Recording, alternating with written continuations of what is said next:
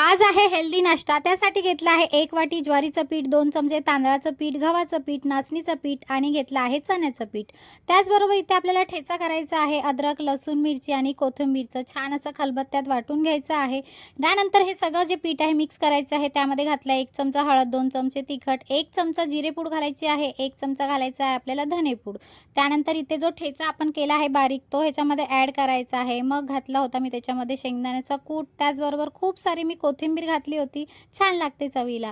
त्यानंतर 1 चमचा तेल ॲड करायचं आहे, चवीपुरतं मीठ घालायचं आहे, बारीक कांदा कापला आणि तोही त्याच्यामध्ये ॲड केला आहे. मग सगळं असं मिक्स करायचं आहे आणि छान असं आपल्याला त्याची कणिक जाडसर म्हणजे अशी घट्ट नाही करायची आहे, थोडी पातळच ठेवायची आहे. मग हा रुमाल घेतला होता त्याला ओला करून घेतला होता आणि छान असं ह्याला थापून घ्यायचं आहे. थालीपीठ करतो आहे.